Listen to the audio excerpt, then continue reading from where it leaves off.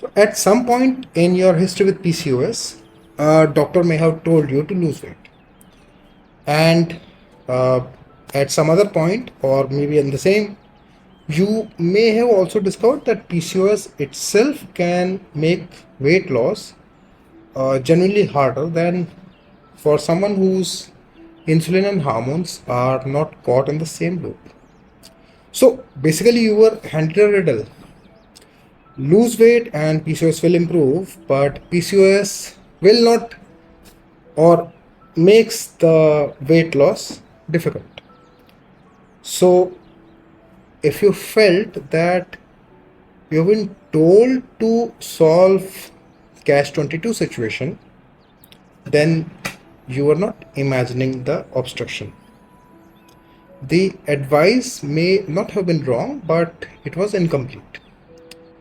And very often that is handed over to you as if it is your personal failing. So you would go with trying every diet, but nothing works the way it should. Or that you may feel that your body is working against you, or that you're doing everything right, but nothing is changing. So there's another layer here, and I want to name it because it does not get named often: the shame. So PCOS shame is very specific. You get acne at 35, the hair, you start getting a few hair on the chin, the hair on the head are thinning, body does not respond the way you feel it should at your age, with your level of effort, your discipline and research. So there's a very particular sentence I hear in different form from women with PCOS. So what they say is that I feel like my body is betraying me, and in public. So the public part actually matters. PCOS is not like thyroid. It is that is just happening inside the body. It is also visible on the face, the skin, hair, belly, fertility conversations, and sometimes it crops up inside marriages also. So a thyroid issue can remain private, but PCOS does not allow that privacy. So this episode is about PCOS, or as you may increasingly hear it, PMOS, polyendocrine metabolic ovarian syndrome. I will still use PCOS because that is still the word most women will recognize. But the shift in name, it does matter because this condition is not only about cyst or ovaries. It's about hormones, metabolism, reproduction, dermatology, and emotions in how it affects a woman's life. Welcome to episode 9 of the SomaShadow podcast. I am Abhinav Sharma. Today we are looking at PCOS, the condition nobody fully explains and the management advice of which nobody fully completes, and the emotional layer underneath it that rarely gets time in the medical room. So let us first inspect the biology. PCOS is a complex hormonal and metabolic condition. It's commonly associated with the three broad patterns. One is higher androgen levels, irregular or absent ovulation, and insulin resistance. Now, different women can show different combinations of these patterns, which is one reason why this condition can feel so confusing. First, let's take androgens. These are what people call male hormones, though women also produce them normally. When they are elevated, they show up as acne, facial hair, hair thinning, oily skin, or changes in the body that you cannot explain. The ovulatory dysfunction is why periods are irregular or absent also. It is also why PCOS can become part of the fertility conversation. Then comes insulin resistance. So, in many women, the body needs to produce more insulin to manage the blood sugar. Higher insulin pushes the ovaries to produce more androgens. And more androgens, which worsens the hormonal picture, then worsens the metabolic picture. And it becomes a cycle. So this is why advice like just lose weight can become emotionally violent, even when the person does not intend harm. Of course, weight loss can help some women with PCOS, but if the body is dealing with insulin resistance, weight loss is often harder than the advice makes it sound. So, telling a woman to solve the visible symptoms while ignoring the internal loop can leave her with more shame and less help. And shame is already too much present in PCOS as it is. So there is also a long history of women being told that PCOS is a gynecological issue, and that was earlier.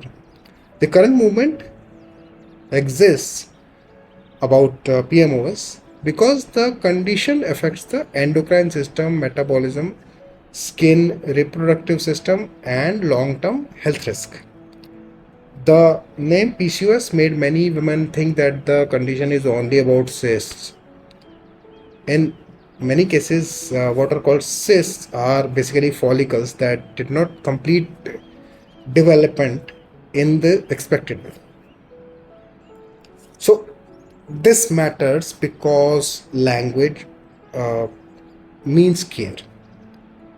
Language shapes the care. So if the name points only to the ovaries, the rest of the woman gets ignored. Now, everything I've said so far belongs to the medical side. Of course, you still need your gynecologist, endocrinologist, dermatologist, nutrition support, fertility specialist, wherever it is relevant. My work begins when the appointment usually ends. Because once the biology is named, another question comes up. What kind of life has this body, this woman, been living inside? So let's see the body that struggles to release. Ovulation at its simplest level involves release. A follicle matures, the egg is released. A body completes a rhythm, a cycle of preparation and release. And in PCOS, that rhythm is often disturbed. Follicles start developing and then do not complete the full process. I'm not saying the emotional pattern causes this in a direct medical sense, but I'm saying something more precise. In many women, I have seen a relationship about release. These are the women who find it very hard to let go, not as a personality but as conditioning.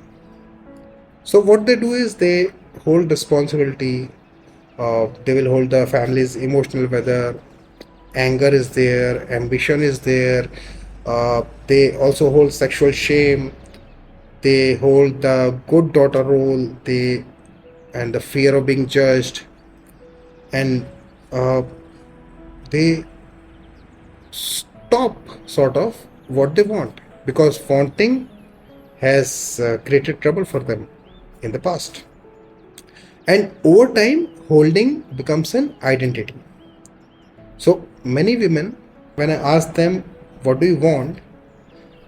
They say, I don't know what I want. I'm too busy managing what everyone else wants. And my needs, my wants are not a priority.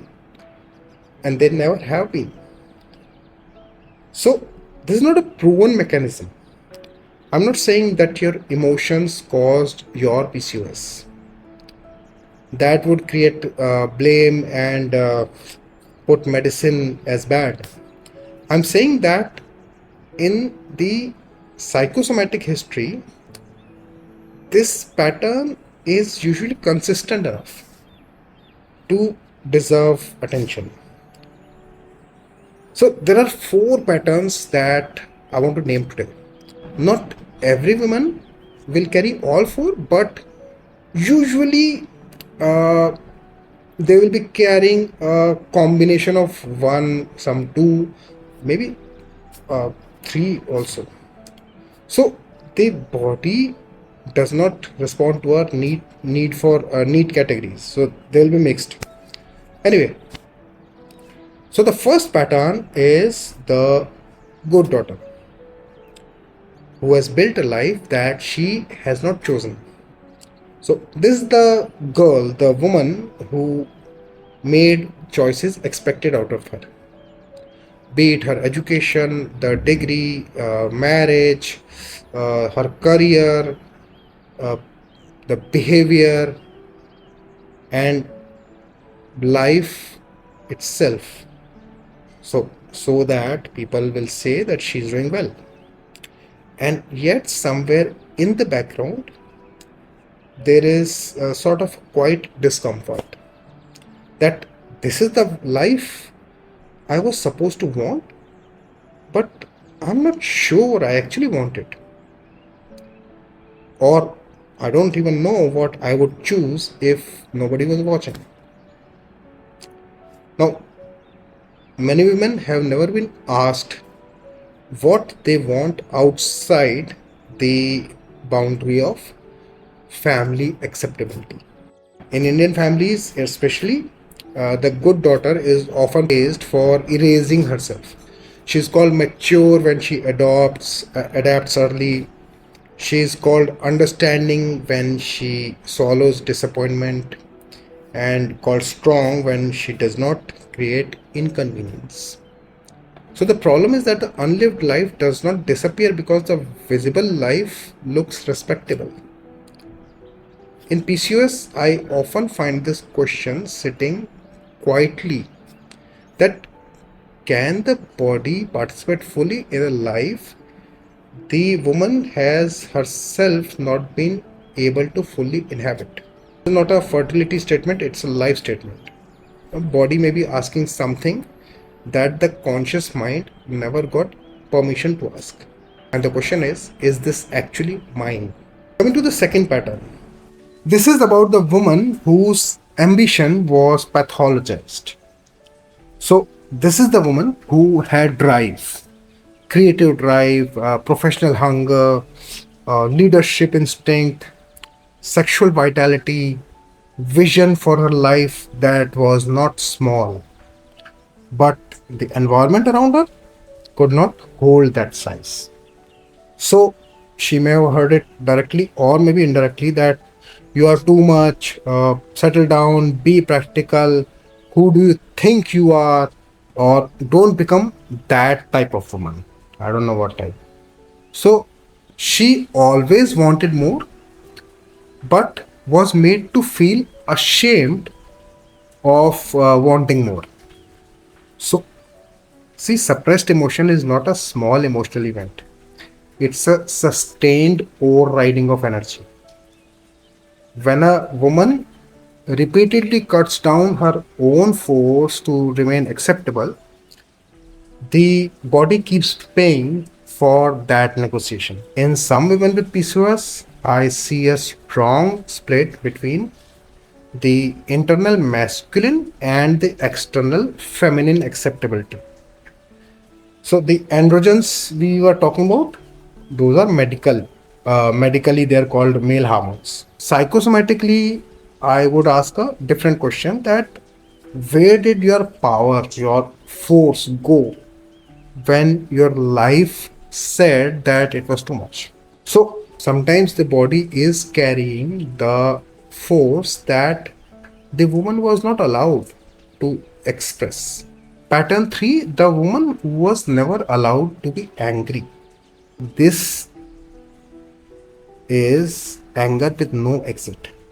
So many women with PCOS do not first identify as angry. They say, I am frustrated, irritated, I'm tired, I'm fed up, I feel overwhelmed, or maybe I don't feel anything at all now. But when we sit down, frustration becomes anger that had no safe door. So, in many homes, girls' anger is corrected very early by calling it disrespect, drama, bad manners, ego, and later after marriage, that may be treated as instability.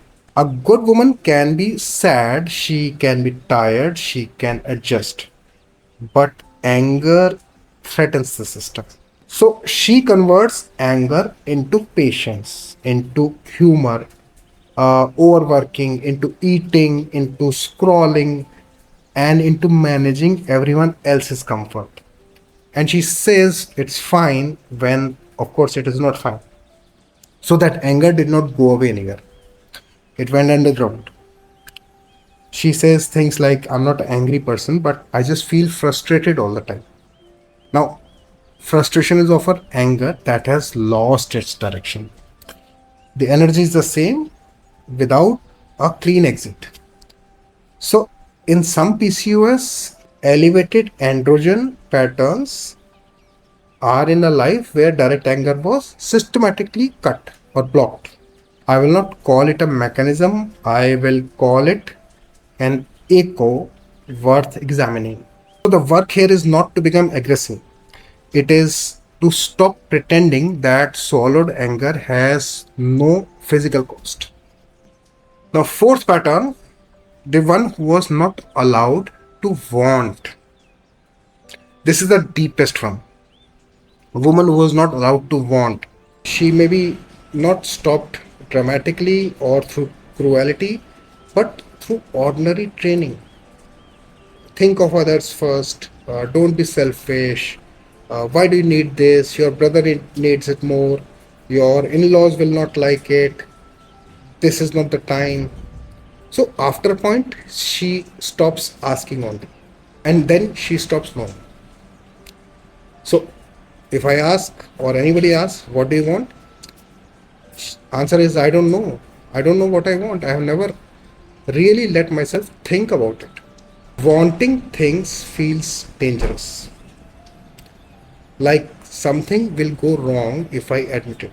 So this pattern matters deeply in PCOS because desire is not just emotional, desire is life, it's movement, it's appetite, direction, sexuality, choice, creativity, reproduction, energy, permission itself. Woman who has been trained to want nothing for herself becomes very efficient at functioning. She can run the house, she can manage work, remember everyone's preferences, birthdays, everything, book the appointments, do the festivals, do the labor also, but without knowing the answer to one question, that what do you want? So I often find myself helping women returning to the question slowly, not to act on it or to blow up her life, first to tolerate knowing the answer without converting it into guilt. So, you see, when the want will become nameable, and if you have been following, then you would know that I do say that you name the thing and it will start working. So, when you name the want, what do you want? Something inside the system changes. Sometimes the body will also follow, and sometimes the relationship to the body changes first. So, both matter. Coming on to fertility. Now, I want to address fertility directly because many women enter the PCOS conversation through this door only. So, what happens? The diagnosis arrives when periods are irregular or when she is trying to conceive. Then come investigations, medicines, ovulation tracking, family questions, IVF, comparisons, silence, and then a grief that nobody understands. So let me be very clear. I cannot promise that emotional work will restore fertility, but fertility is complex. There are structural, genetic, hormonal, age, medical factors, so many things. Emotional work cannot be responsible for all of that. But what I can say is, I have worked with clients whose cycles became more regular. I have seen women develop a less adversarial relation with their own body. So that shame reduces, nervous system settles down, and the woman begins to speak her own needs, her own boundaries, her anger, and the wants that had been buried for years. So I do not attribute all medical improvements to my work alone, because the body is not a controlled experiment. Women are also under medical care, changing lifestyle, taking medications, resting, or relating to themselves differently. But there is a possibility that when the chronic suppression reduces, the total physiological load on the system may also change. Whether or not fertility changes, this work has value because woman starts coming to the body differently, not as a failed machine or a public embarrassment or an enemy, but as a system that has been trying to say something. So if you're currently trying to conceive and this section is landing heavily, please do not listen to this alone. Be with someone safe if you can. Fertility grief deserves company, not performance. So PCOS is usually discussed through weight, periods, acne, hair, fertility, insulin, medication. But what about the woman? Woman is the most important. She is the one which matters the most. She has learned to hold, who cannot release anger without guilt, whose ambition has been made inconvenient, who does not know what she wants because wanting was unsafe, who feels exposed by her own face and body, who's tired of being told to lose weight by people who have absolutely no idea what she's carrying. So SomaShadow work is not medical treatment. It works alongside medical. But what it asks is that what the body may be carrying at the level of emotional patterns, shadows, nervous system load. So I don't start with what you should eat. I start with what you have been swallowing or how disciplined you are. I don't care. But I start with the cost of being acceptable. So that is the work. Slow, specific, and very personal. So this week's question is simple, and some of you may already know this, but it's not easy. Question is, what do you want? Simple, specific, without justification that you have never let yourself say out loud. And please don't make it that I want to be happy. Don't make it spiritual. Don't make it noble. And don't think too much that whether it is practical or not. It could be just small thing as rest. Maybe it's sex. It is a career change.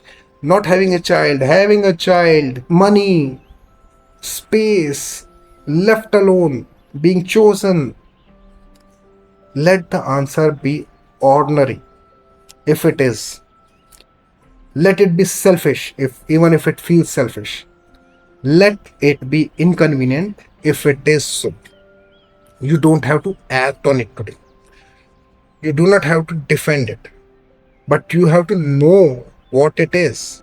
And that knowing is not small. For many women, it's the first release. So, if this episode described something you have lived quietly for years, I want you to pay attention to that. And not because it proves anything, but because recognition in the body is not casual.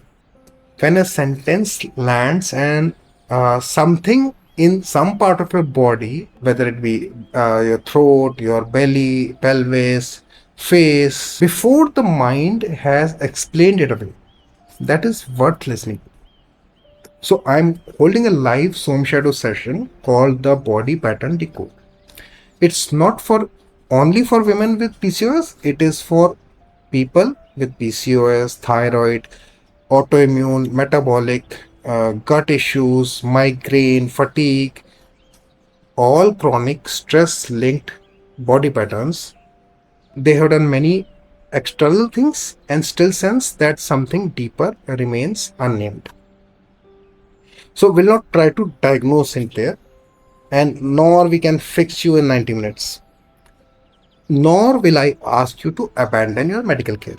We'll do something quieter and possibly a tad bit uncomfortable also.